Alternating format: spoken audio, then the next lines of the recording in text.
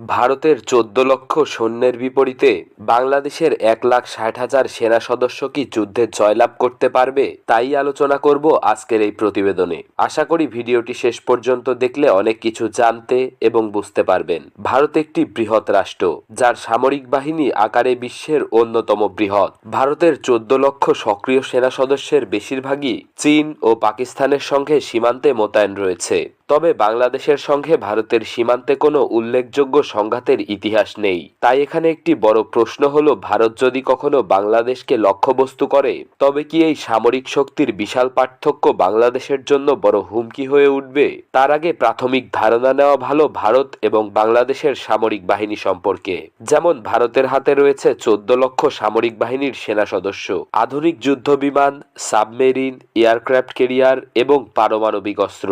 অন্যদিকে বাংলাদেশের সেনা সদস্য রয়েছে ১,৬০,০০০, রিজার্ভ ফোর্স প্রায় ৬০,০০০-এর কম বেশি, সীমিত সংখ্যায় যুদ্ধ বিমান, ট্যাঙ্ক এবং রণতরী, যা ভারতের বিশাল সামরিক শক্তির বিপরীতে বাংলাদেশের তুলনামূলক ছোট সেনাবাহিনী, যা সরাসরি যুদ্ধক্ষেত্রে পিছিয়ে থাকবে। তবে সঠিক কৌশল এবং আন্তর্জাতিক সহযোগিতা থাকলে বাংলাদেশ নিজেকে রক্ষা করতে সক্ষম হবে। কারণ ভারতের মতো বৃহৎ দেশও যদি আভ্যন্তরীণ ও আন্তর্জাতিক সমালোচনার মুখোমুখি হয়, তবে বাংলাদেশ নিজের সার্বভৌমত্ব রক্ষার ক্ষেত্রে অনেকটাই সুবিধা পাবে। তাছাড়া রণক্ষেত্রে ভারত এবং বাংলাদেশের সামরিক শক্তির মধ্যে মূল পার্থক্য হয়ে দাঁড়াবে সামরিক বাহিনীতে ব্যবহৃত উন্নত প্রযুক্তির যুদ্ধ সরঞ্জাম। কারণ ভারত তার প্রতিরক্ষা খাতে বিপুল বিনিয়োগ করে, যার ফলে তারা নিজেদের জন্য আধুনিক যুদ্ধ বিমান, ক্ষেপণাস্ত্র প্রতিরক্ষা ব্যবস্থা, ট্যাঙ্ক এবং বিভিন্ন যুদ্ধাস্ত্র ব্যবহার করবে, যার ফলে আত্মরক্ষা ও আক্রমণ উভয় ক্ষেত্রেই ভারত বাংলাদেশের তুলনায় অনেকটা সুবিধাজনক স্থানে থাকবে।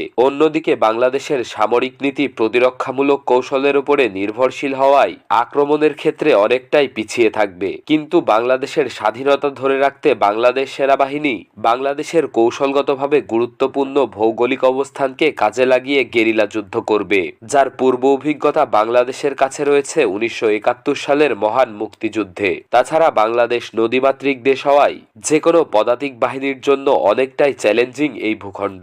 এছাড়াও বাংলাদেশের পার্বত্য এরিয়া, বন জঙ্গল, খাল বিল, শহর এলাকা সামরিক সংঘর্ষের ক্ষেত্রে আক্রমণকারীদের জন্য অনেক বড় বাধা সৃষ্টি করবে। আর এমন এলাকায় বাংলাদেশ সেনাবাহিনীর সদস্যরা লুকিয়ে থেকে গেরিলা হামলা চালাতে দক্ষ।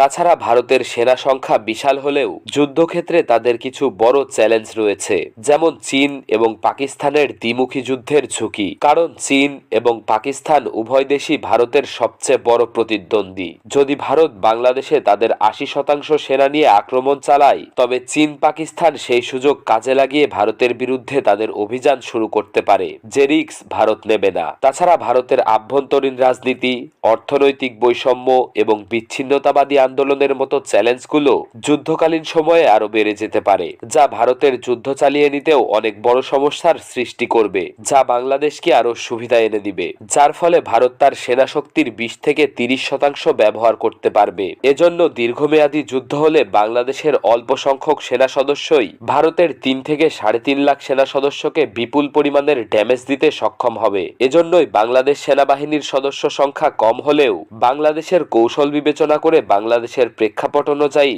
সেনার সংখ্যা ৭০% সঠিক রয়েছে। কিন্তু ভবিষ্যতের চ্যালেঞ্জ বিবেচনায় বাংলাদেশ সেনাবাহিনীর সেনা সদস্যের সংখ্যা ২ থেকে ২,৩০,০০০ করতে হবে।